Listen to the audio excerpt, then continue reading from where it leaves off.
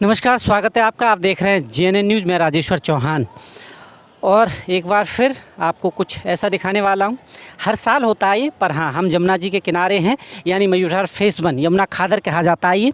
और पूरे इलाके में इस वक्त जलमग्न है, पानी आ गया है। और ये हर साल की बात है कि हर साल जब जब पहाड़ों पे बारिश ज़्यादा होती है तो यहाँ अक्सर पानी ज़्यादा आ जाता है। पर इस बार 2010 के बाद इस तरह पानी आया था। 2010 में आया था क्योंकि 207 मीटर से ऊपर चला गया है।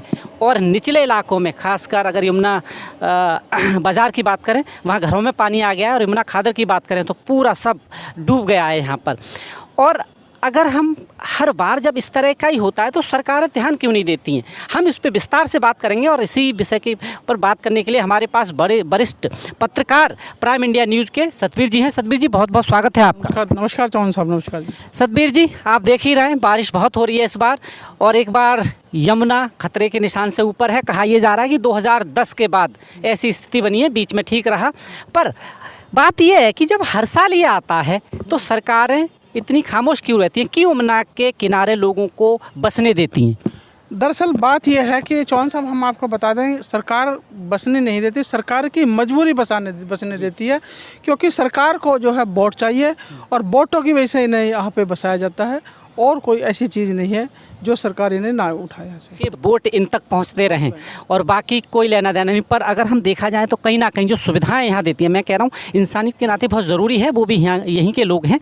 पर कहीं ना कहीं कुछ ऐसा समाधान ढूंढना चाहिए कि यहाँ से इनको हटाकर कुछ ऐसे रोजगार या ऐसी जगह बसा देना चाहिए। इससे अच्छा तो जब हर साल ये है तो क्यों हर साल इनकी जान भी जोखिम में रहती है और सरकार भी हमेशा कटहरे में खड़ी रहती है? दरअसल बात क्या है कि सरकार के पास जो है इतनी जो है, हालांकि ये सब जो हम सबका पैसा जो यहाँ पे लगाया जा रहा है, टैक्स जो हमारा सबका ही जा रहा है, लेकिन सरकार कोई वैकल्पिक व्यवस्था नहीं कर पाती है।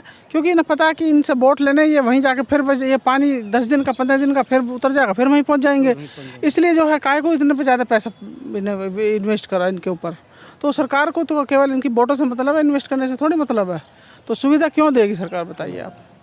पूरी बारिश से इस वक्त जो है पूरा प्रदेश कहें, भारत कहें, हर जगह विकराल है। यूपी, पंजाब में देखिए आप, तो क्या देखते हैं पर्यावरण वाकई इस बार हमारी वजह से ही, लोगों की वजह से कहीं ना कहीं दिक्कत में आ गया है? दरअसल बात क्या है कि हम जो है हमारी सुविधाएं के अनुसार हम 50 एसी लगाएंगे, 50 घर में 5-5 गाड़ियाँ रखेंगे, तो वो सब जो है कहाँ पर्यावरण को, जितना पर्यावरण को नुकसान होगा वो जैसा आप करोगे ना वैसे ही लौट कर मिलेगा। यानी कि जैसा आप कुछ किसी को दोगे वही लौट के आएगा, जैसा आप प्रकृति को दे रहे हैं वही आपको लौट के वापस आ रहा। तो प्रकृति जो है, प्रकृति का कोई नुकसान, हम नाश कर रहे हैं प्रकृति का, प्रकृति फिर आप जानती हैं कि नाश करेगी हमारा।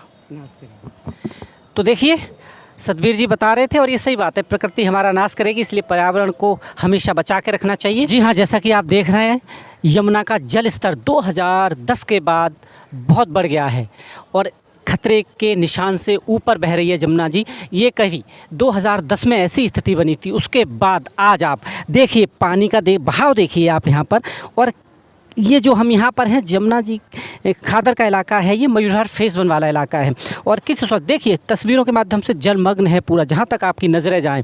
यहाँ जो लोग रहते थे, घर का अंदाज़ा लगाइए, यानी पूरे घर डूब गए हैं जिस हिसाब से। और उसके बाद वो रोड पर आगे जो रोड है वहाँ पर उन्हें सरकार के द्वारा व्यवस्थापित कर दिया गया है। पर हर बार की यही कथा है। और इस बार वाकई जो बारिश हो रही है, पहाड़ों पे बहुत ज़्यादा बारिश हो रही है, उत्तराखंड हो, हिमाचल हो, और अभी भी ऑरेंज अलर्ट सरकार ने घोषित किया गया है। और अगर हम मनाली की बात करें, कुल्लू, जो कभी खूबसूरत नज़ारे आप जब रोड पे चलते थे देखने को मिलते थे, इस वक्त आप तस्वीर देख लेंगे तो विचलित हो जाएंगे, इतना भयंकर तांडव रखाया है पानी ने।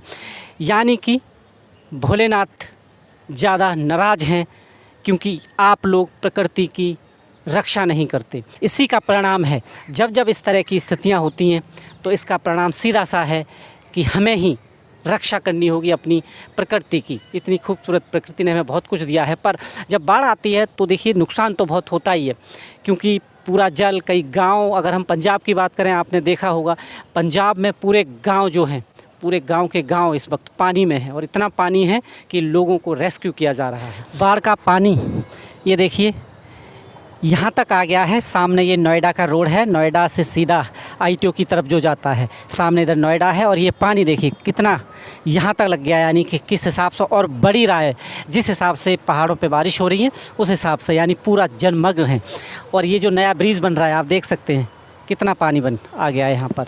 लोगों को परेशानियाँ तो होती हैं जो यहाँ रहते हैं, पर बात फिर वहीं आ जाती है, सरकारें हमेशा वोट बैंक यूज़ करती हैं और इसके अलावा कुछ नहीं। अगर वाकई ऐसी जगह, ये यमुना की जगह है, मैं हमेशा कहता हूँ बाढ़ नहीं है ये, क्योंकि जब आपका परिवार बड़ा होता है तो आप भी तो घर का फैलाव करते हैं, यानी अपनी जो जगह होती है उसको बड़ा घर बनाते हैं।